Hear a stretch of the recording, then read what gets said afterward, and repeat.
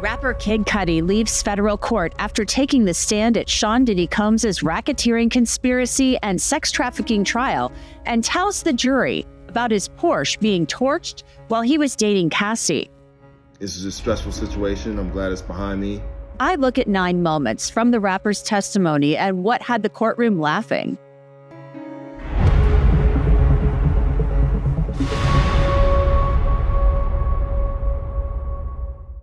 Welcome to Crime Fix. I'm Angenette Levy.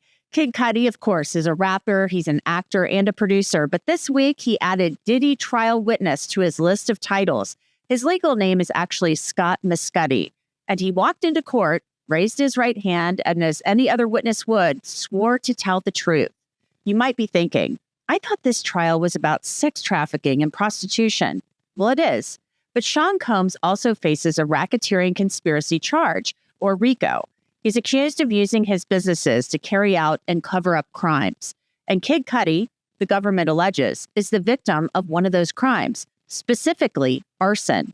Combs, for his part, has pleaded not guilty to all of the charges, and he maintains his relationship with ex-girlfriend Cassie Ventura was one that involved domestic violence, but not sex trafficking.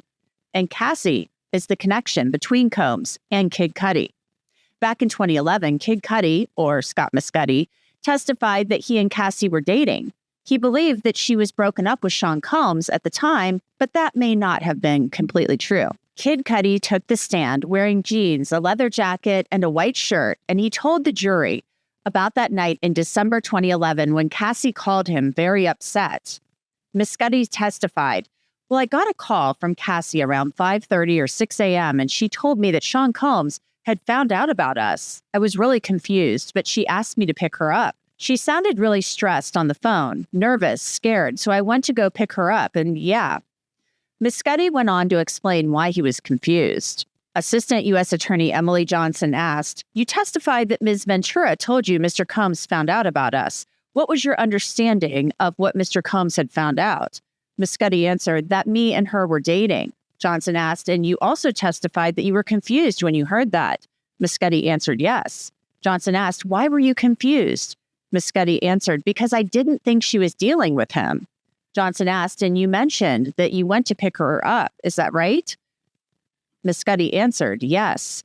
Mescudi testified that he drove Ventura to a hotel in Los Angeles about 15 minutes from his home. Then he got a call from a woman who was a friend of Cassie's and an assistant of Sean Combs. Her name was Capricorn Clark. Clark said that Sean Combs and an affiliate were in my house and she was in a car. She was forced to go along with them over there.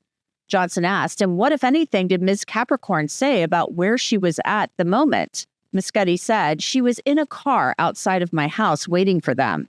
Johnson asked, "And what, if anything, did Capricorn say about where Mr. Combs was at that moment?" Attorney Brian Steele objected and it was overruled. Mescudi testified, "In my house." Johnson asked, "After you spoke to Capricorn, what did you do next?" Mescudi answered, "I got in my car and went to my house." Johnson asked, "That phone call?" "No." Johnson followed up, "Did anyone go with you when you went to your house after that phone call?" Mescudi answered, "No." Mescudi said he drove to his house. It was a 15-minute drive or so from the hotel, as I mentioned, where he was with Cassie. And on the way, he called Sean Combs. He had his number from years ago. He described what he said to Sean Combs. Mescudi testified, "I'm going to be very candid. I said, 'Mother effer, you in my house?' And he was like, 'What's up?' I was like, 'Mother effer, are you in my house?' And he said, 'I just want to talk to you.' I was like, 'I am on my way over right now.' He was like, 'I'm here.'"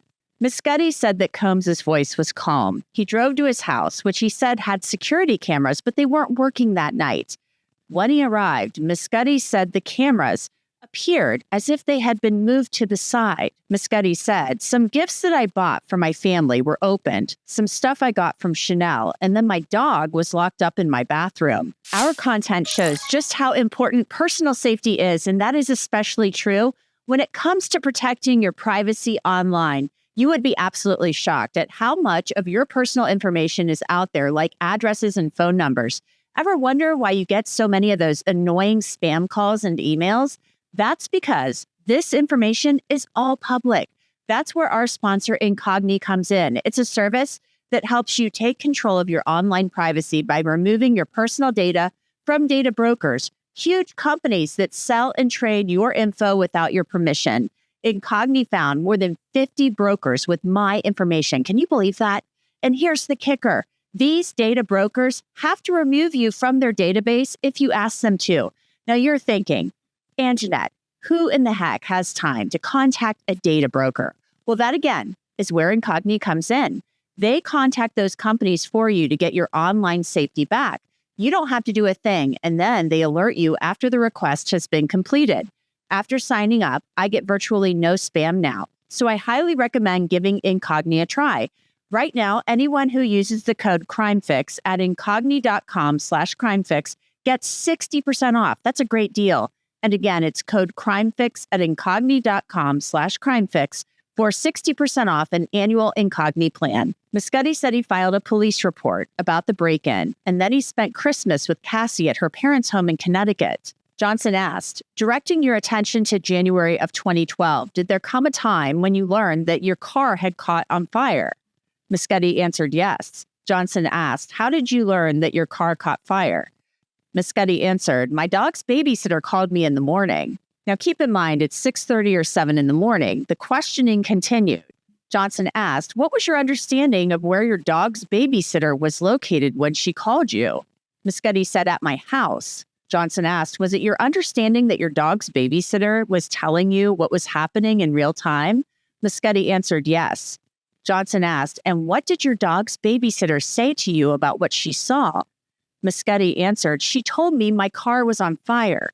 Johnson asked, was anyone else present at your house at the time? Mescudi said no. Johnson asked, where were you? Mescudi said, I was at my ex-girlfriend's sister's house. Johnson asked, approximately how far away from your house were you? Mescudi answered, like 45 minutes or something like that.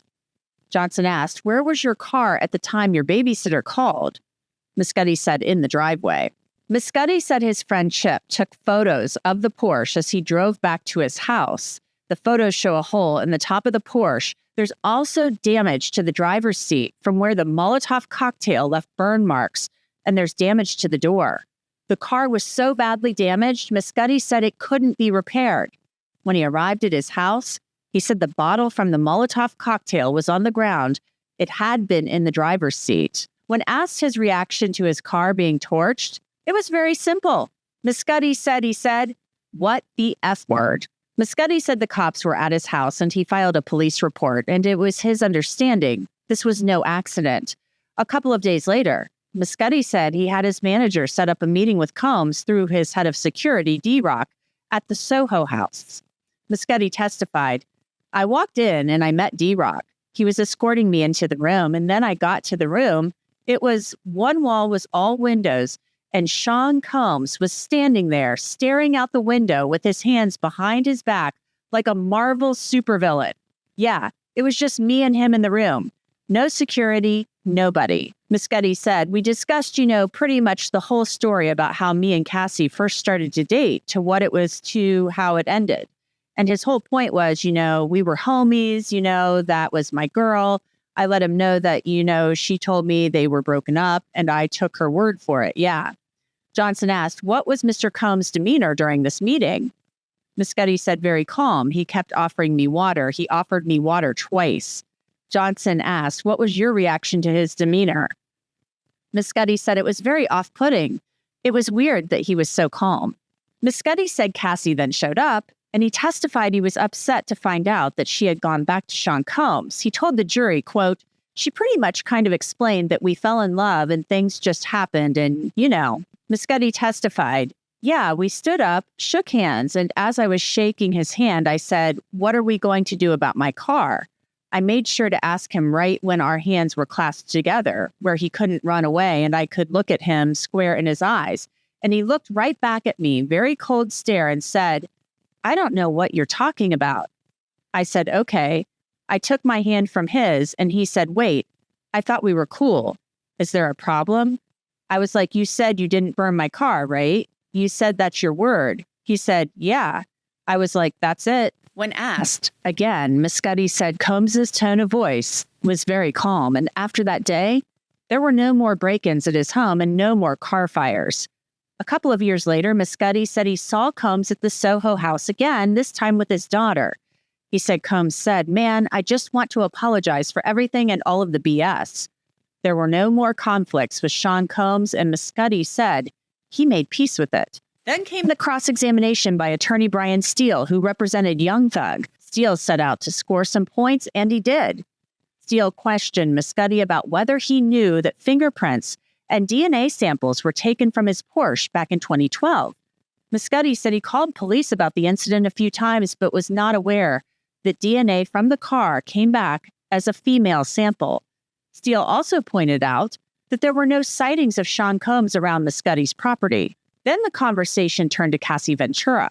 Mescudi confirmed that Cassie ended their relationship in January of 2012, and he was confused because they had been talking and seeing each other for about a year. And he said at that time he wasn't aware that Cassie was seeing Sean Combs at the same time. Steele asked, "Ms. Ventura was not frank with you, true?" Mescudi answered, "True." Steele asked, "She played you. That was your words, right?" Mescudi said yes.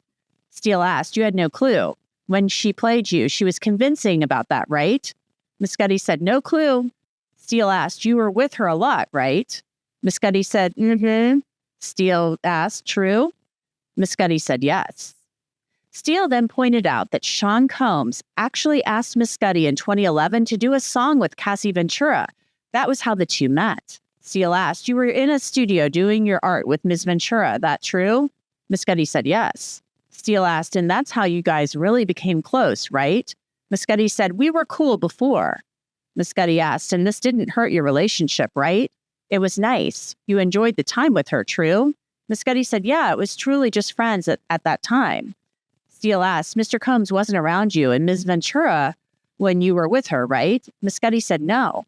Steele asked, "And she wasn't getting all these text messages from him, to your knowledge, when you were with her, right?" Mescudi said, "Not to my knowledge." Steele also confirmed with Mescudi that Cassie told him that Combs was physically abusive toward her, but she never told Mescudi that Sean Combs sexually abused her.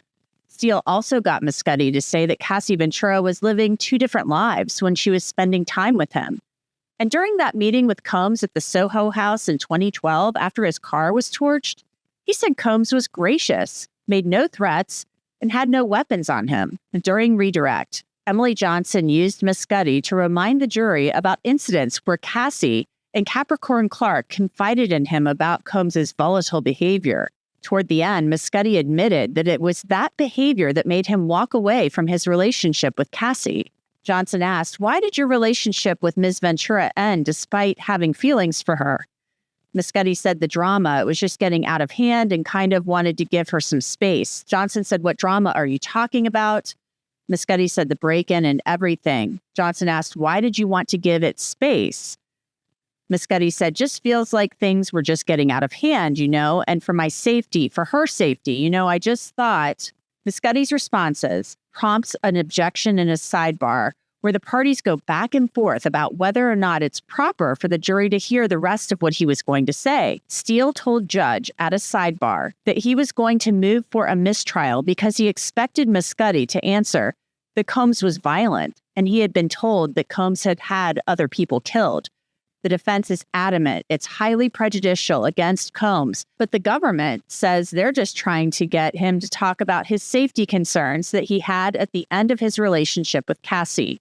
Ultimately, the judge decided that Emily Johnson must move on from this type of questioning. The testimony of Kid Cudi ended with him telling the jury that he believed that Sean Combs lied to him. So what was it like in the courtroom when Kid Cudi was testifying? Elizabeth Millner with Law&Crime was there. So Elizabeth, were the jurors, did it seem like they knew who Kid Cudi was when he walked in and took the stand? Yeah, it didn't seem that way from what I could tell, but I feel like from everyone in the gallery, they were there and they were ready to see Kid Cudi, see him walk inside that courtroom. It felt kind of like a movie moment a little bit where everyone's turned around and then all of a sudden he just walks across to the witness stand, takes his seat, does the oath, all that. But him coming in, he was super casual. He had a motorcycle jacket, he had a white t-shirt on. Even like from other witnesses that I could see testifying, they're always in suits, they're in more professional type of wear and that thing. But as far as Kid Cudi is concerned, yeah, motorcycle jacket, his earring, his jeans, just walked up to the stand pretty casual. I didn't see the cigarette smoking or anything like that. But, when he was on the stand, he was very casual even throughout. He just seemed like he was just there to kind of speak his piece, say his part, and then just kind of move on from it. And he seemed like he was just kind of just ready to get this part over with for sure. And he seemed like he was a little bit of a charmer, actually, on the stand. And I'm getting that just from the transcripts because it sounds like he was just authentic. He was just him. And there were some laughs from what I understand in the courtroom from some of his testimony, even though this is not a laughing matter. Tell me what happened with the laughing. Yeah, so he had some interesting one-liners when he was on the stand testifying, a lot during the direct. So one of the big things was just his reaction to his car being blown up with a Molotov cocktail. And ASU, What the F? yeah, they were AUSA Emily Johnson was just like, "What was your reaction to everything?" And then he just candidly said, "What the F?" Obviously, I can't say, the real way he I had think we would all have that reaction if our car was blown up. Exactly. And so he was very just real while he was on the stand. And to your point, Angenette, very authentic because when he didn't understand a question, he would be like, "Say what now?" And just like very casual in tone, even though he's testifying in federal court and all of that stuff. And then another big moment where he got kind of a big reaction from the gallery and some of the jurors too was just him explaining just the meeting at Soho House where him, Diddy, and Cassie all met together to kind of hash everything out. He explained that when he was first brought in, he was brought in by Diddy's security guard, D-Rock. And then he said Diddy was just sitting over there in that portion of Soho House in a room over there, just looking like a Marvel supervillain. Those were literally his words inside the courtroom. And a lot of people just kind of laughed at this moment. I don't think Diddy necessarily found this particularly funny, but he definitely got a big reaction from everyone in the courtroom. But that paints a picture because I think we can all kind of see that, like a Bruce Wayne moment where you walk it, you envision that. You walk into a room and there's a big window and there's a guy standing there. We can kind of it paints a picture of what he encountered. It sounds nuts. And then he basically told the jury that he thought Sean Combs was lying which I found amazing that was allowed in. He thought Sean Combs was lying when Sean Combs was like, "I don't know what you're talking about. Your car got blown up. What do you mean?" Yep.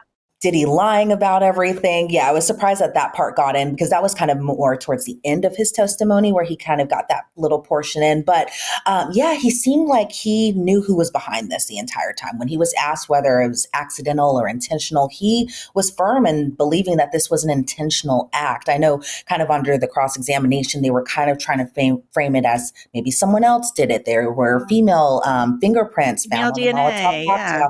Exactly. But he seemed firm that Sean Combs, aka Diddy, might have been the one responsible for what had happened to his car, which was never able to be repaired after the fact. And of course, there were never criminal charges filed. So we have to be clear on that. But Elizabeth Millner, thank you so much for giving us a glimpse into the courtroom where we can't have cameras. Appreciate it. Of course. Kid Cudi didn't say anything as he left federal court. After testifying, he got into a Cadillac Escalade and left. But he posted a video on X. Hey guys, so I just want to say, man, I've been seeing all the love and support, and I just want to say thank you so much, man. People have been hitting me up the past week, just checking in, and even today, and it really means a lot to me, man. You guys are the best. I love y'all. This is a stressful situation. I'm glad it's behind me. And I love y'all, man. Big love. Go stream Neverland. So let's talk about Kid Cudi's testimony. I want to bring in Neama Rahmani. He's an entertainment lawyer, also a former federal prosecutor. So he knows all about this stuff. So obviously they're bringing Kid Cudi and Neama to talk about this thing about the car and the car being blown up or set on, the Molotov cocktail. It wasn't really blown up, but there was obvious damage to the vehicle. And this plays into the RICO charge, the racketeering conspiracy charge. Does this really, in your opinion, really back up that charge? I think it does, Angenette. Maybe this is the former federal prosecutor in me. This is why. Cassie testified that Combs made the threat directly to blow up the car. Maybe we expected a kind of a mob-style explosion, but arson doesn't require that, right? A Molotov cocktail in your porch that burns it is enough. And the reason I like this is obviously the defense got out that, it wasn't definitively tied to Combs and that the DNA in the vehicle was a female's. Right. But I think there's enough circumstantial evidence, given the threat and the timing, for the jurors to believe that it was Combs. And I like these types of predicate acts because it allows the prosecution to somehow potentially get to racketeering without proving sex trafficking. I think they've proven sex trafficking, but let's say the jurors think that this was all consensual, the freak-offs. You have arson, you have extortion, you have blackmail, you have kidnapping, you have other potential activities that can get you that pattern of racketeering without sex trafficking. So I want to break that down a little bit, and we're going to get to that. But you made two good points there. On cross-examination, Brian Steele, got out that, there was female DNA that they tested for in the car. So, we don't know that Combs's DNA was ever linked to this. He's accused of running a criminal enterprise. So it's not like he would have gotten his hands dirty and done this himself. He would have had somebody else do it possibly. But, they didn't explicitly tie it to Combs, but Combs apparently said a couple years later, hey man, I'm sorry about all that. That was my girl. I thought we were homies. So he kind of apologized for it. But then Brian Steele also brings up this whole thing about, Cassie playing Kid Cudi. He felt that she had played him. And that I think could be very powerful for the jury. Don't you think that could be powerful for the jury? Because it goes to possibly, as you brought up, you don't think they've proven sex trafficking, but it could go to this whole thing about Cassie, the defense argument that she's an opportunist. Yeah, I think the government has proven sex trafficking, but I know people watching, some of them don't believe they have. But you're right, Angenette. Brian Steele's one of the best. I mean, obviously, we covered him for many months on the Young Thug case. It seems like a never-ending trial. And so the fact that he was added to the team to cross-examine this witness really shows how good he is. I agree with you. I thought he got three very good points out. The first is with respect to the arson, that really there's no direct evidence tying Diddy to it. Maybe the threat and the apology years later. I also thought that there was good evidence that Cassie might have talked about physical harm that she suffered by Combs, but she never mentioned any sexual assault or sexual abuse. That was a very important point that came out during cross. And then, like you said, the fact that Cassie was playing both of them, I thought that was a good point that came out as well. Maybe she wasn't the victim that she's saying that she is. Again, not saying I believe it, but what you see the defense trying to do here is build Cassie up. And this was a theme even in their opening statement, when Tenny Garagos got up there and said that this is a strong, capable woman who was making her own decisions, and she chose to participate in these freak-offs. And she's the one who broke up with Combs years later. She was dating other guys at the same time. So I understand and I like what the defense is doing, and I think that is really part of their strategy in this case. So let's go now to the RICO charge, because when I think of RICO charges and racketeering conspiracy, it's rooted in, and it came from, the mob. And I think of the mob setting up businesses, the rackets, to commit crimes, or they're running businesses to cover up crimes. This seems a little bit different to me because, yes, Sean Combs was an entrepreneur setting up Bad Boy Records and running, fashion labels, all these different things. And it seems like the government is saying he used his business to cover up and commit crimes. So it seems almost kind of like a little bit different in that respect. But you're saying you think they will get to the racketeering charge, because right now I'm seeing little pieces of that. I'm seeing, obviously we saw the extortion with Regina Ventura, Cassie's mother. Now we're seeing a possible arson. It sounds like it probably was tied to Sean Combs, but not definitively.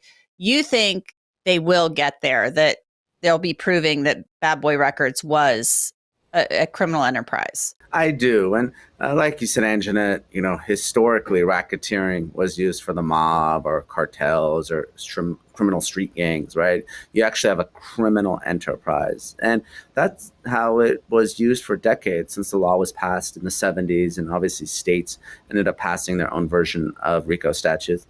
But we have seen a tremendous growth in use of RICO and racketeering statutes. Obviously, we saw it in other sex trafficking cases, R. Kelly and Nexium. We even saw it in the Donald Trump Fulton County case in Georgia. So this is a great tool for prosecutors. I'm not saying that it's appropriate, but prosecutors love it because with RICO, you bring in a lot of people and you bring in a lot of evidence into the case. You can have RICO acts that are state charges. You can have RICO acts that are outside the statute of limitations. And by bringing everyone in, you can really lean on them if you're a prosecutor. You can get people to flip and cooperate. Otherwise, they could be charged with a RICO conspiracy, even if they were just buying, baby oil and lube and condoms for the freak-offs and cleaning them up afterwards, right? Even though they didn't participate in the sex acts, if they were co-conspirators or they're aiding and abetting, they could be charged substantively in a RICO conspiracy. But let's just take a step back and go through some of these elements. Like you said, the criminal enterprise, it doesn't have to be a rigid organization. Right? Under the law, it's just a loose association of two or more people. And if there's an agreement to do something unlawful, those are elements of a RICO conspiracy. Very interesting. Because a lot of people are saying, this is thin. This may be overcharged. But it sounds like you don't think that. Well, I'm a former federal prosecutor. I'm a current victims lawyer, so I might be a little bit biased, but I think there is enough here. You have Sean Diddy Combs, the head of this organization, right? And what he does, whether it's extorting Regina Ventura, he has his people do it for him, right? Whether it's blowing up the car, even the threat that he made. Regina Ventura said that Combs said that it wouldn't be him personally who hurts Cassie and Kid Cudi. It would be someone else. And in fact, Combs would be out of the country at the time. So he's not doing this himself. Look, there's a reason you have Kaplan and James, the personal assistants, say that, look, if I was buying, food or flights, I would charge the company card. But if I was doing something for the freak-offs, I would be paying cash. And, Combs had his infamous Louis Vuitton bag with thousands and thousands of dollars in cash. Look, there's nothing wrong with paying cash, but when you're using your company card for certain things and you're paying cash for drugs and sex workers and, lube and condoms, I mean, the jurors aren't stupid. That is illegal activity. That's why you're paying the cash, and that's why you're having your underlings do it. Let's go back to Kid Cudi now. So who do you think scored more points with Kid Cudi, the government or the defense? Because it seemed to me that they both scored points with him. I thought it was a good cross-examination, but I really like him as a witness for the government. I think it's a very strong way to end before a 4-day weekend, because you got two things out of it. Obviously a jealous Combs who broke into his house, right? I mean, that's pretty crazy. And it just shows how dangerous he may be. And then you have this Molotov cocktail in his car. So, and really the way it ended, obviously Kid Cudi said he got played, but he also said that he broke up with Cassie because he was worried for his own safety and he didn't want to deal with the drama. This just goes to show that sort of pattern of violence and really paints a picture of a dangerous individual for the jury. Well, we'll keep an eye on it. They liked him in that courtroom. The jury apparently liked him. A lot of people liked him. It sounds like he made a really good witness. So he even posted on X about it afterwards. So, It is what it is, right? I mean, I wish we had cameras in there, but all we can do is look at the testimony and then talk about it afterwards. Neama Rahmani, thank you so much. Thanks, Angenette. I'm sure we'll talk real soon. I think we will. Thank you. And that's it for this episode of Crime Fix. I'm Angenette Levy. Thanks so much for being with me. I'll see you back here next time.